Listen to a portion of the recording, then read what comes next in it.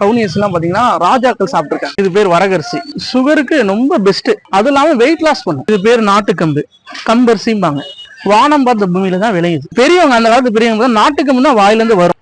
இதுல இரும்பு சத்து, புரதச்சத்து, நார்ச்சத்து எல்லாமே இருக்கு. இது பாத்தீங்கன்னா குளிர்ச்சி, அதிகமான குளிர்ச்சி. மூங்கில் மூட்டு வலிக்கு அற்புதமான மாமருந்து, வெயிட் லாஸ்க்கு நல்ல மாமருந்து.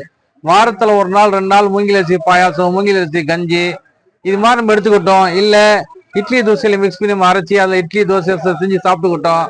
உடம்பு அவ்வளவு ஹெல்த் பிரிஸ்கா இருக்கும். அதே மாதிரி பாத்தீங்கன்னு சொன்னாங்க, இந்த பார்லி அரிசி இருக்கு, உடல்ல மூல சத்து போட்டவங்களுக்கு வாரத்துல 2 நாள் 3 நாள் நம்ம என்னங்க அதை வச்சு இந்த தண்ணியை குடிச்சாலே போதுமானது.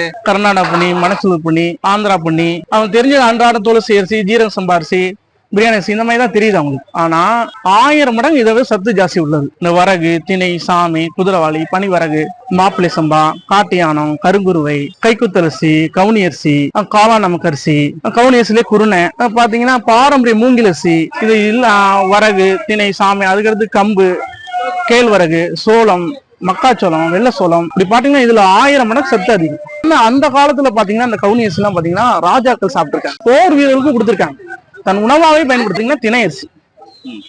திணையும் தேனும் வாங்க அந்த காலத்துல முருகன் சொல்லுவாங்க. முருகன் கூட உகந்ததும்பாங்க. திணை அரிசி ஆரம்ப காலகட்டத்துல இருந்து இருக்கு. திணையில பாத்தீங்கன்னா கஞ்சி செய்யலாம், திணையில பொங்கல் செய்யலாம், திணையில தோசை சொல்லலாம், திணையில லட்டு செய்யலாம். திணை பாத்தீங்கன்னா அவ்வளவு நார்ச்சத்து உள்ளது, அதிகமா விட்டமின் மினரல்ஸ் உள்ள அரிசி. ஆண்களுக்கு அவ்வளவு நல்ல சிறப்பு. சாமை அரிசி அவங்கள விந்தணுக்கள் அதிகப்படுத்தும். சொல்லப்போனா ஆண்களுக்கு மிக சிறப்பான அரிசி. இந்த குதிரவாளி அரிசி எடுத்துக்கிட்டீங்கன்னா இதுல இல்லாத சத்தே கிடையாது. முழுக்க ஆர்கானிக். இதெல்லாம் எப்படின்னா வானம் பார்த்த பூமியில விளையிற அரிசி. கருவிலுக்கு நல்லது, உடலுக்கு நல்லது, சுகருக்கு நல்லது. குதிரவாளினா எல்லாத்துக்கும் தெரியும் அந்த காலத்துல. இது குதிரவாளி அரிசி வேற தன்மை இருக்கு. குதிரவாளி அதை விட சிறப்பு உள்ள அரிசி இது. இந்த பனிவிறகு எடுத்துக்கிட்டீங்கன்னா இப்ப பனிவிறகு, இது காடை கண்ணி அரிசிம்பாங்க, பனிவிறகும்பாங்க. புற்றுநோய்க்கு நல்லது. சருமத்துல வர வியாதிகள்லாம் வர கேன்சருக்காக சாப்பிட்டா இது மிக சிறப்பு.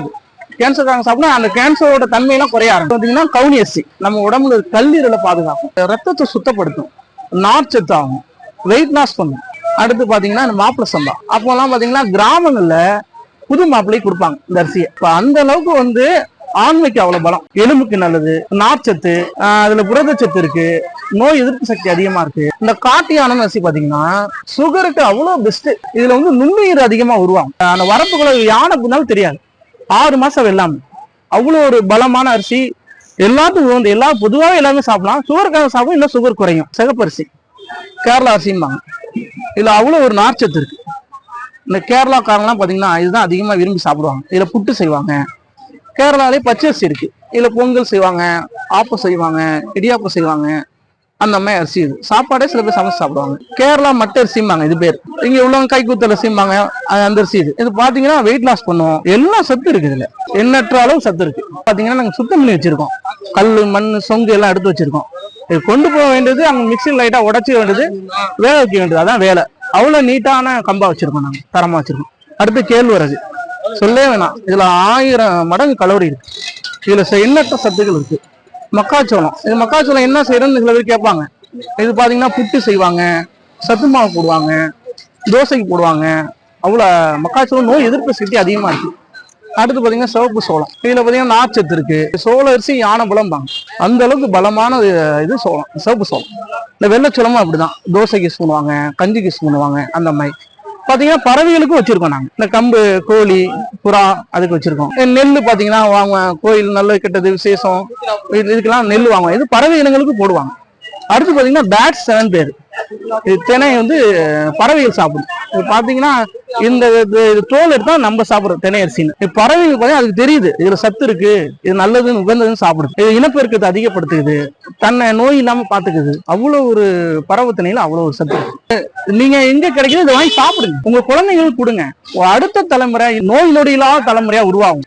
ஹைட்டு, வெயிட், குழந்தைகளுக்கு நோய் எதிர்ப்பு சக்தி எல்லாமே இதுலதான் இருக்கு. நீங்க உங்களுக்கு தேவைன்னா நம்ம கான்டாக்ட் பண்ணலாம், இதோட தன்மையில் கேட்கலாம். உங்களுக்கு தேவைன்னா கொரியரை கூட அனுப்புவோம். இது பாத்தீங்கன்னா சூரியகாந்தி விதை. இது கிளிக்கு போடுவாங்க, காக்டைல் போடுவாங்க, புறாக்கு போடுவாங்க. நாங்கள் பறவைகளுக்கும் வச்சிருக்கோம். நீங்க அது வாங்கிக்கலாம். உணவை வீணாக்காய்ங்க, நல்ல சத்தான உணவுகளை வாங்கி நீங்க சாப்பிடுங்க.